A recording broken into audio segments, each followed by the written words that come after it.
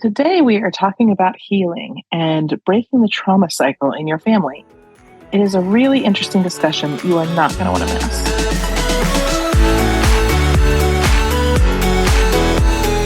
I'm Cameron. I spent years building my career and creating a life I loved. And when my Prince Charming finally showed up, he had 4 kids in tow. Fast forward through lots of mistakes made and lessons learned, step-family life was much more complicated than I realized. If you're looking for help with blended family life, you're in the right place. Welcome to the Stepmom Diaries, where we keep it real as we dish about all the things. This is your weekly dose of blended family inspiration and encouragement. You're not the wicked stepmother, so let me help you find your fairy tale ending. Come on, let's do this.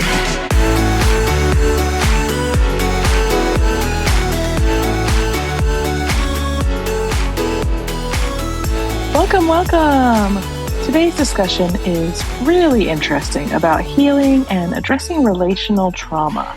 I've got Abbey Williams with me. She is a trauma therapist and estrangement expert, founder of You the Mother, coach and co-founder of the Estrangement Project, co-founder of the Parenting with Trauma Project, and mother of 4. For more than 10 years, Abbey has provided direct clinical and coaching services to individuals seeking healing from relational trauma. She writes and speaks about various parenting, relational, and mental health topics. Abbey focuses on helping moms heal from their childhood wounding, navigate difficult family dynamics, estrangement, and breaking generational trauma. She is committed to supporting, empowering, and connecting with her community by providing accessible information on her podcast, You the Mother, her social media platforms, coaching, support groups, healing book club, retreats, and webinars for people all over the world.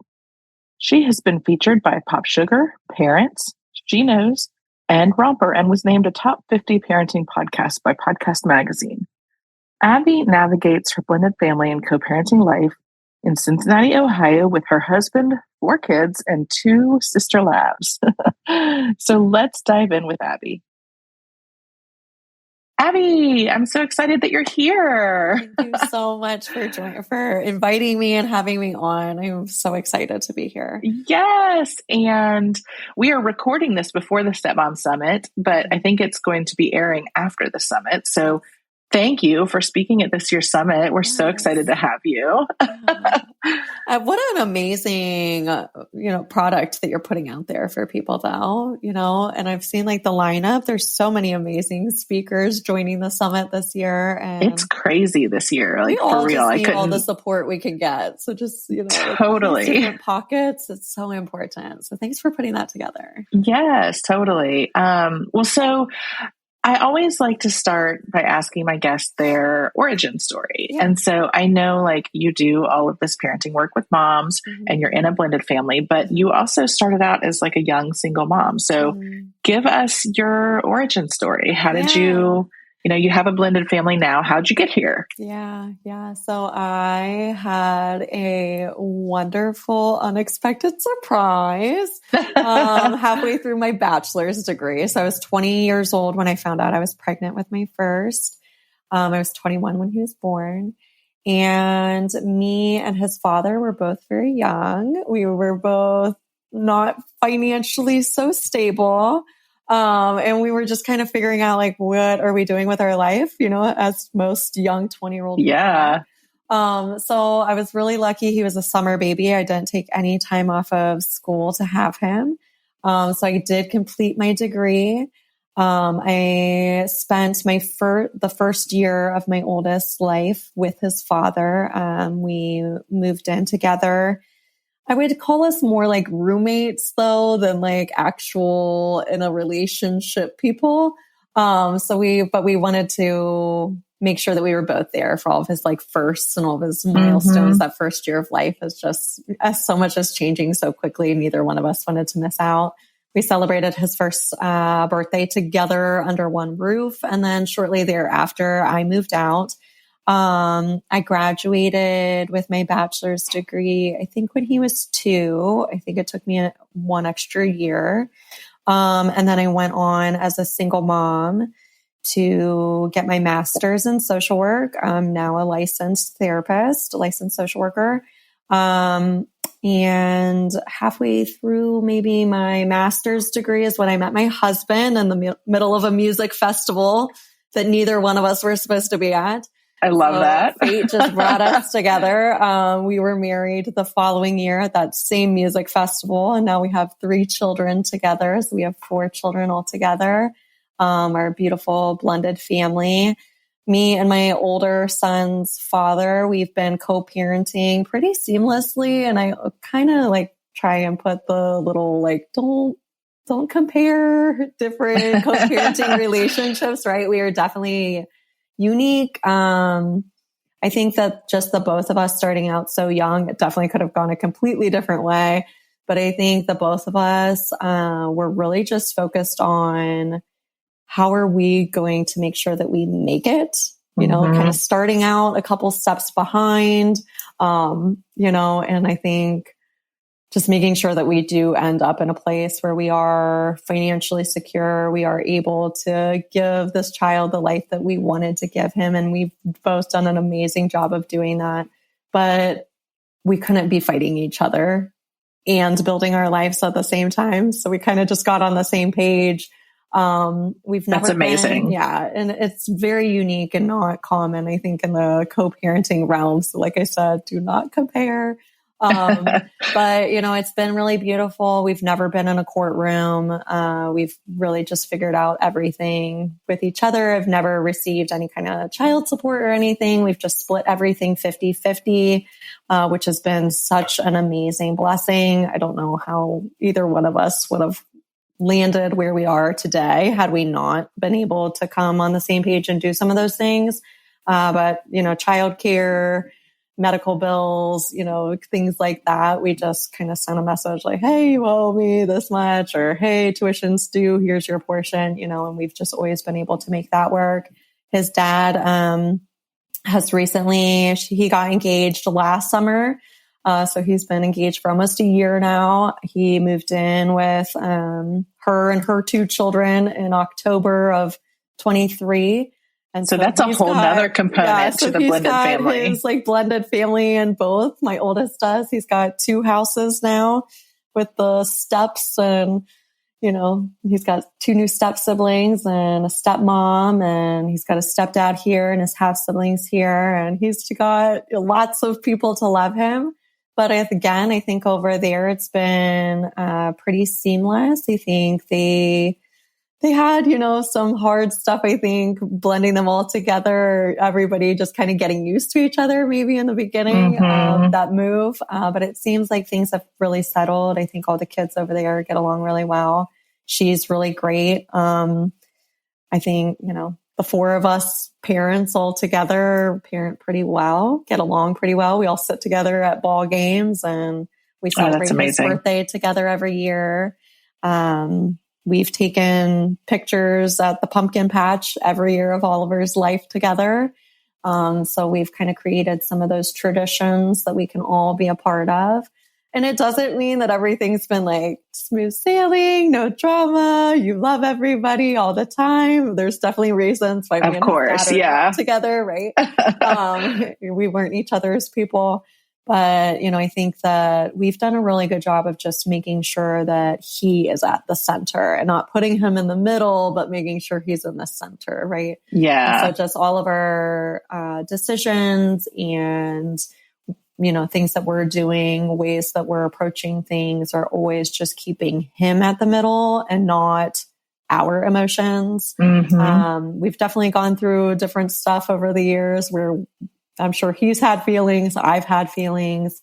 And, you know, when we're coming on the page of what are we doing for Oliver, we've been pretty good at checking our emotions at the door and just moving forward with him.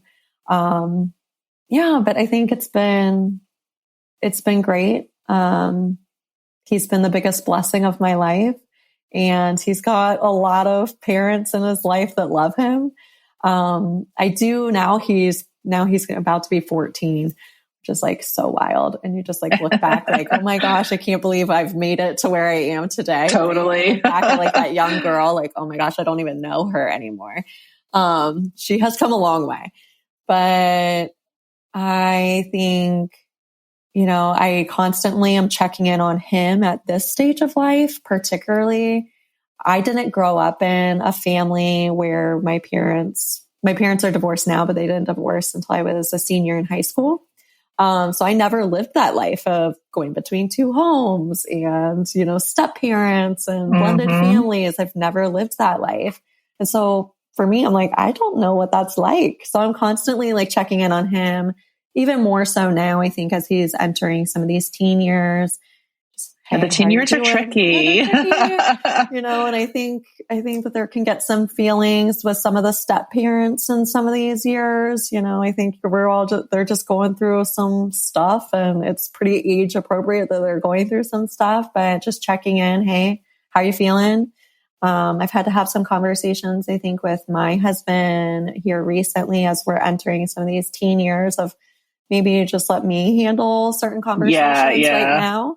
And just because I don't want there to be any kind of animosity in their relationship.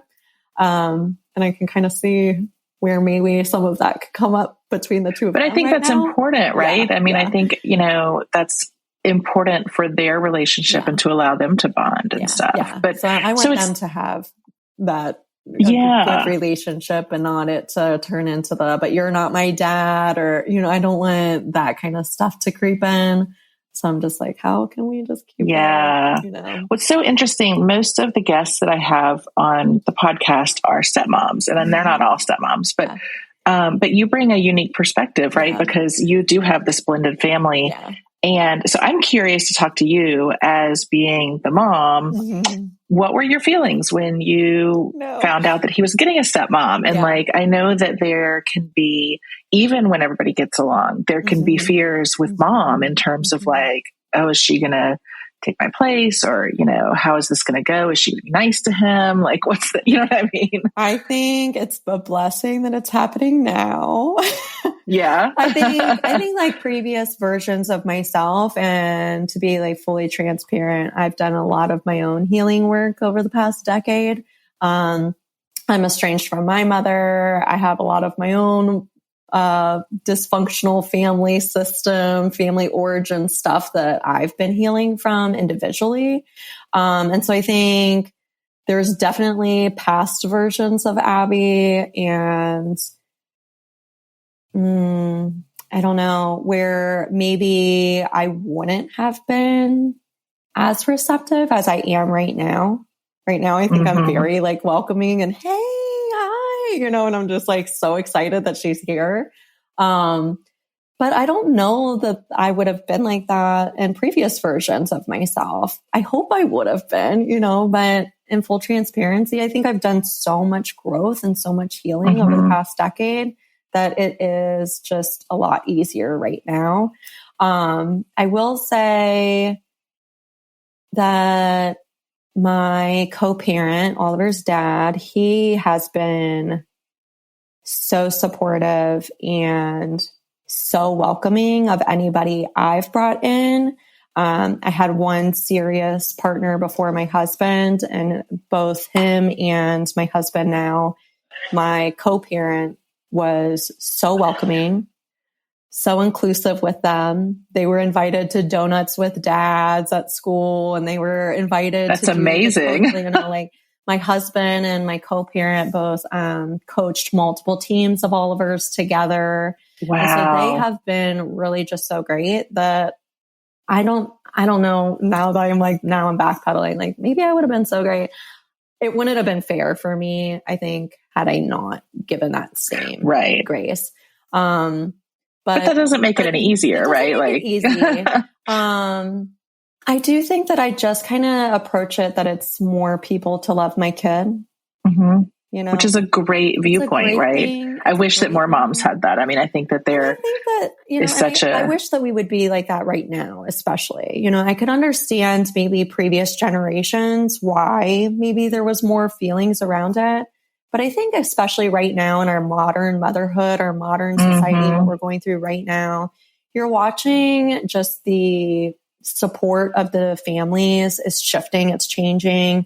Grandparents aren't as involved as previous generations of grandparents. And I'm watching that, my niche is very much those who are healing and in estrangements. But even those who aren't are complaining like, hey, my parents aren't as involved, right? Yeah. And even if, you do have a relationship with your parents, maybe your career made you move and there's physical distance. I think that there's a lot more of that in our generation. I think there's so much more of that. I think, I live, a 10 to 12 hour drive from both of my parents. Yes. So it's a flight from my in-laws. Like we have no family help. And here. Craig's family, they're all in Texas, mine are in Florida. So but none of them are close. Right. So it's like, who are you calling for help? It's not your parents. It's not your aunts. It's not your, it's the neighbors next door as your helpers. It's the coaches. It's the hired help, the babysitters, the, grocery delivery service. Like these are our support systems and our modern motherhood. And so I think that when we're in some of these co-parenting dynamics, it can be kind of a blessing at times for myself where I have 4 kids and no help. Yes. And I have multiple kids and multiple activities all the time. Oh, so I remember we've got 4 too. And it is like driving all these kids around. Craig was going through one of our old, we keep everything online. We've got like 5 different schedules, and all of this. And he was going through a schedule from the first year that we were married. And he was like, I don't even know how we did this. You have 2 kids with 2 different practices on opposite sides of town. And then a 3rd kid who's going over here. I mean, it's just like, how did we do that? I'm like, I don't know. We just did. Yeah, we just did it. You carpooled. You got a friend. I make sure I make at least one friend on every activity that is more on it than I am because I'm really bad at my email. So I think we just have to kind of pull different resources in this this generation of parenting. And I think it's a really good opportunity to model some of that for our kids, right? This is who I'm tapping into for support. This is how we get along with people. And so I think that we've done a lot of that with our co-parenting as we do kind of lean into each other for supports. Even this evening, it's my co-parents evening. But my kid has a practice after school needs picked up at 4:30. That's before he gets off work. So my husband is going to go pick him up and then he'll pick him up from my house. You know what I mean? And it's just like, I don't know. It can be easier. And we can view these people as an extra person to love our kid, an extra hand, and we just can't all work together. And so what a great example that y'all are setting though, because I think that so many blended families struggle with conflict. And a lot of times, it's conflict that is with the parents, but then the stepmom gets dragged in and then it happens in front of the kids. And I mean, it just is so ugly sometimes and it doesn't need to be. And it's really hard for everybody, and, it's wonderful that you all have got parents, they're choosing to be there. They don't have to be here. And I look at that for both of the step parents involved for my son is they both chose a partner that already had a child and they chose to come in and they chose to love that parent and that child. And what a blessing. What a cool person to do that. Right. I didn't do that, and not that I wouldn't have, but my husband came with no children. And so, I don't have that perspective or that experience. But I do acknowledge both of the step parents in my son's life. And I think that what's really cool about both of them is they're both so different from me and his dad. And my husband is he's the boss at his job. He's a leader. He's kind of more like alpha male. He has this big authoritative voice, but he's very soft and sensitive. And he's the one that's let's coach the teams and whatever. And then my co-parent, he's the happiest person you'll ever meet. He's just very go with the flow, very relaxed, And so he's I'll, assist to your coaching. Right. And so the two of them work very well together. And I think That's it's like amazing. cool that he has both of these different male role models, male perspectives. So he has kind of these things that he can pull from. And similarly, you know, I think me and his stepmother are very different as well. You know, I think she's very soft and she's very giving. She's very tender. I'm more like, all right, let's get it going. I'm like, you know, I'm very career driven. I'm like very motivated and type A planning. And, you know, I think I'm very adventurous and I bring a lot of that to his life. But, you know, I think that he has all these different gifts from all these different people. And I think that we want that for our kids, you know, Totally. We want them to have different adults that are around them, that are influencing them in a positive way and gifting them some of these different perspectives, some of these different things, you know, so that they can kind of cafeteria style it and pick and choose what is best for them, or how, you know, maybe the way I would approach a certain thing going on in his life is different than she would. And the way that she would is more helpful than the way that I would for him. Yeah. You know, and I love that. I love that he has that. Because like kind of circling back to like our modern motherhood, you know, I think we don't have as many places for our kids to plug in for that kind of support. I think that's true. I started my career working with teens, and some of them were talking about, like the lack of like the third place that they plug in.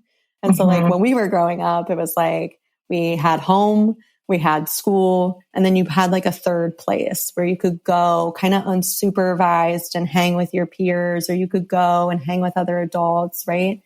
And in our modern society, it's kind of shifted. There's not, and maybe you all live in different places than I do, and you have some of these still, but places to walk or places to kind of plug into, a community center, you know, and you kind of think of like back to our generation, our parents could just drop us off at the movies. They could drop us off at the mall. For us, it was the mall. Anywhere, right? And like you could go plug in and have some of these experiences. We don't really have that for this generation that's being raised right now. It's all online. Locally, there's even rules around you have to be 16, 17 years old to be dropped off places. And so, you know, I'm just like, I want them to have a community. I want them to have people. I want them to have somebody to call when they're in trouble. And if it can't be me, I hope it's her. Yeah, you know? totally. And so for me, I'm like, the more the merrier, but I also come from the flip side where I had nobody, you know, and now I'm estranged from my mom. And so for me, let's talk a little. I would love for him to have more. Yes. Yeah. Let's talk a little bit about, the estrangement with your mom, because I know you do a lot of work with women around, kind of overcoming their family trauma and stuff like that. Talk to me a little bit about what your experience was and how you work with moms to sort of break that cycle. Yeah. And I know you're getting into a lot of this at the summit, but give us a little bit of what you do. Yeah. So I think I went fully no contact coming up on 5 years ago this summer. I think my biggest source of mom guilt is that I didn't do it sooner. And then it did kind of trickle down and touch my oldest, especially. Her preferred form of punishment is the silent treatment. And so when that happens for me, it also happens to my family, and it happened to my son, right? So he was kind of the victim of that, just, you know, being my son. And it kind of just came down to a conversation of, I can't have these certain behaviors around me and my family. When that would happen for me, the silent treatment, and something that I think is not very well understood about the silent treatment is that it does have very similar impacts on your brain as physical abuse, emotional abuse, verbal abuse, physical abuse. And so for me, when the silent treatment would happen, my nervous system would just like be like on fire, screaming. It would look a lot like depression. I would get really down. And I was just very dysregulated when those things were happening. And when, some of those things were, so I don't feel like I was able to be my best version of myself in that relationship. And my relationship with her is very complicated, where she was my best friend. I was her biggest confidant. I was the person that she told everything to, which now I'm like, wasn't always right. so appropriate. But made me feel important, when I was in that relationship, made me feel needed. But did put me in some really parentified roles, some unhealthy situations, things that were outside of my maturity level. And so, I went through a lot of stuff through that, but she was either my best friend, and then the flip would switch and she would withdraw. And you just never really knew when it was coming. Sometimes there would be big glaring, obviously she's giving you the silent treatment because of this. Like when I got pregnant with my first, and an unplanned pregnancy was a big no-no for my family. And then I chose to keep my baby, and that was even more of a no-no because now everybody's going to know. And so when that happened, she withdrew, and the silent treatment lasted, I think, for like my first trimester, and then she kind of came around. And then there were other ones that would happen where you're like just begging her to tell you, like, what did I do? What did I do? What did I do? Some of them would be like silly. Like I went camping with friends and she didn't think I should be camping. I was like 25 years old, like, I don't know, I'm going to go live my life. I wasn't living under her roof. So, there was lots of that kind of stuff going on. And it just basically kind of got to the point where I was in my final pregnancy. I was pregnant with my fourth. It was now really touching my oldest. He was 9 at the time. And I just sent a message that was just like, I can't be in a relationship where this behavior is happening. It's not only impacting me, it's impacting my family. And I can't keep going. And you'll be shocked to know that there was no response to that message. Oh my gosh. The silent treatment is still strong. 5 years later, not a word. After that message, I sent multiple letters, email. I tried to reach out, nothing. My sister got married last year. I was her matron of honor, which is really fun when you're in an estrangement dynamic, because you're grieving a person that is walking this earth. And sometimes you're going to have these situations where you see them. So it was my first time seeing her, not a word. Wow. She came to the bridal shower that I threw for my sister, but didn't RSVP because then she would have had to reach out to me. That is a seriously impressive silent treatment. Very, not to make light of it, but like, wow. It really is. And I think that like, I call her masterful, really. I think like the way that she strategically places people in our family and some of the things that she does, like she's brilliant at her art. She's brilliant at her art. I just can't be so in it unhealthy. anymore. Yeah, I can't be in it. And so I made the decision that was the best for me and my family, and the most painful and hard decision I ever had to make. But like I said, I wish I would have done it earlier so that it didn't touch my son. Yeah. My 2 daughters who are in between my boys, they were toddlers at the time, so they don't remember her. Mm-hmm. But Oliver does. And so we've navigated that. But the work that I do with women is taking some of that power back, releasing yourself from some of the guilt and shame around going no contact. You're going to get it from every angle in the whole world. You're going to get it from your family. You're going to get it from society, maybe your church, or. Yeah, actually in my mind, I was just sort of trying to envision what that must have been like. Yeah. And just thinking about like the relationships I have with friends and other family, like their reactions and, well, can't you just talk it out? Yeah. Well, can't you just do this? The phone works surely, both ways. Surely she's your mom. And, all of the things that people say that just like then pile on like, oh, is this really the right decision? Puts all the responsibility on the adult child.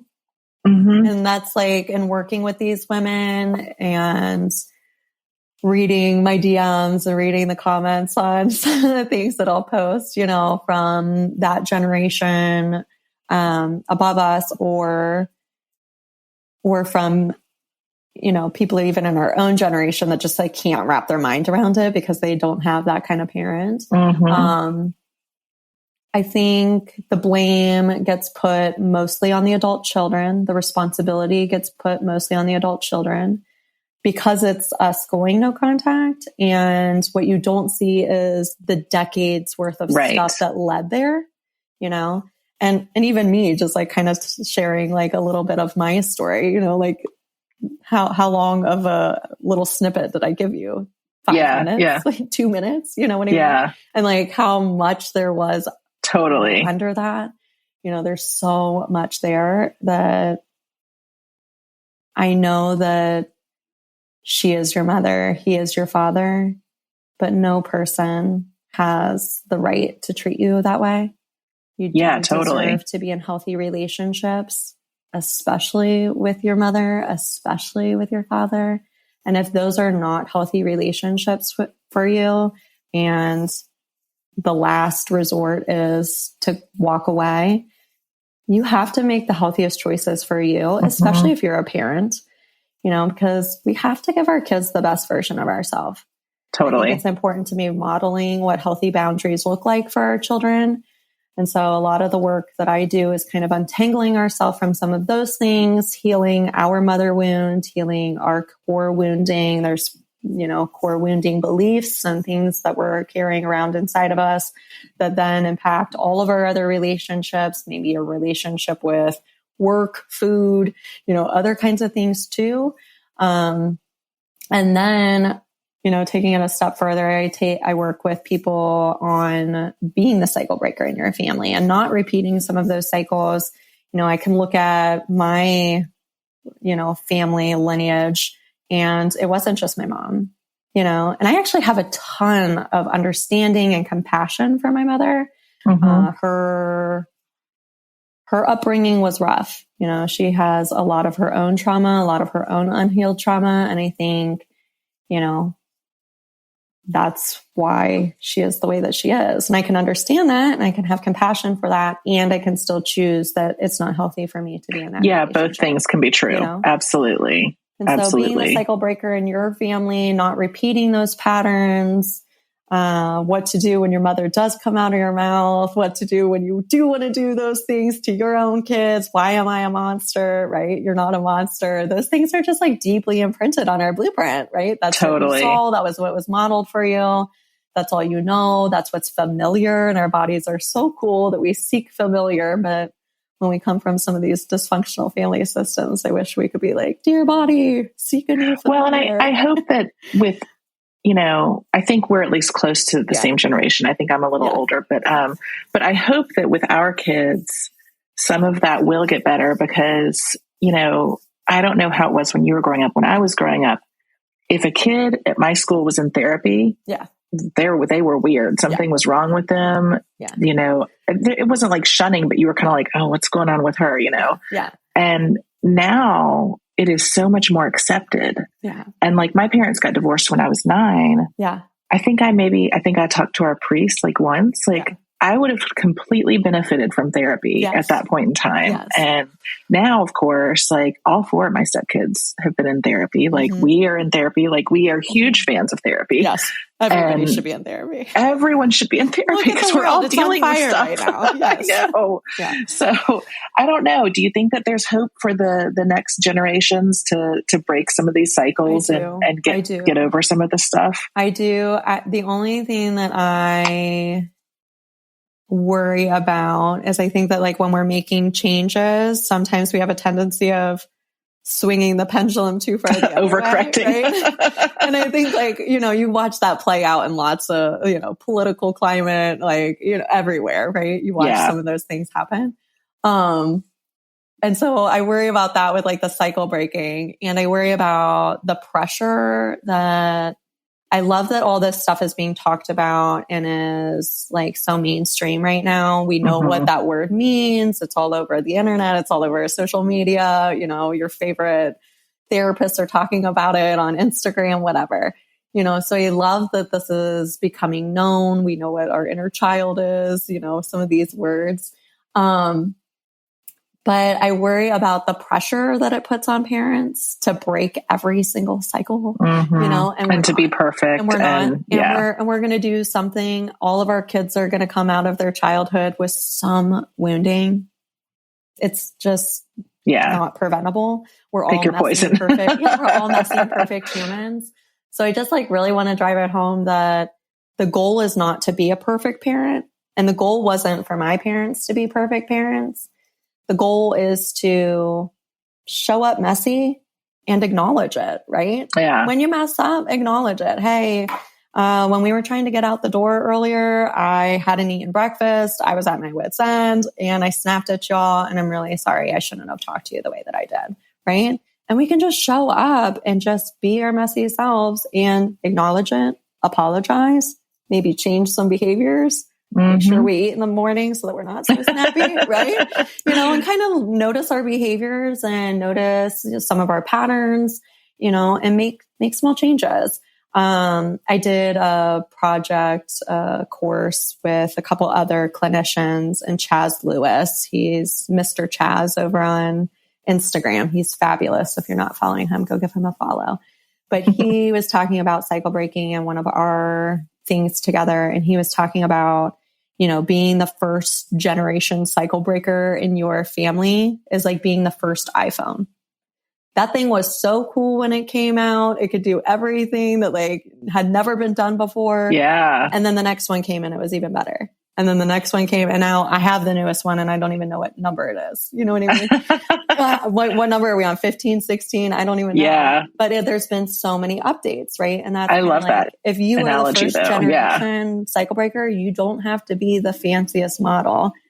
But all your kids and your grandkids and every kid they're going to keep going. They're going to keep changing and they're going to keep doing it. And so just gifting them some of these skills, gifting them a parent that can acknowledge, take accountability, apologize. What would your life have been like if a parent apologized to you? Mine would be oh my God. different. That was not a thing when I was growing up. And I remember when I first met Craig and I can't even remember what it was. I think he'd like snapped at one of the kids or something. And I heard him apologize to them. And I was like, what did you just say? Was that so sexy or what? I know. I was like, am I turned on right now? Yeah. I know. But I love it. Like when I hear my husband doing like good parenting moments like that, you know, where he's like messy, but it was like a light bulb for me. Gentle with them. And I'm like, it had never occurred to me that a parent would apologize to a child. Honestly, I mean, I was 40 when I met Craig and like it had never occurred to me that a parent would apologize to a child. Yeah. And he and I have talked about it a ton since then because he's really good at like saying he's sorry when he's done something. And so I have gotten really good at it. And I wasn't before, you know. No, you weren't taught to. It's a huge thing. We're all learning it in our adulthood. Totally. We're all evolving. I love it. Yeah. And that's why, you know, I'm just like, don't put that pressure to be the perfect parent because lots of us in adulthood are learning how to apologize, learning how to manage our emotions, you know. And that's actually, it's perfect. I could talk forever because I find the stuff that you do so fascinating. Yeah. So we'll have to have you back. But I think that's such a great message to end on because it's something that I talk to my stepmoms about all the time, which is like, don't put so much pressure on yourself. We've all been there. I was like that the first year that I was a stepmom and every, you know, Pinterest perfect parties and putting all this pressure on yourself. Yeah. Don't put so much pressure on yourself. You're going to make mistakes. Things are going to go sideways. We already know blended family life isn't perfect. Like lighten up on yourself a little bit so that you can do the taking care of you that needs to happen so that you can show up. Yeah. So I love that that's your message as well. And, gosh, this is so great. Thank you so much. I really could sit and talk about this stuff all day long. Yes. Thank you for creating the space for this conversation. Yes, absolutely. And we will definitely have you back at some point. I love that.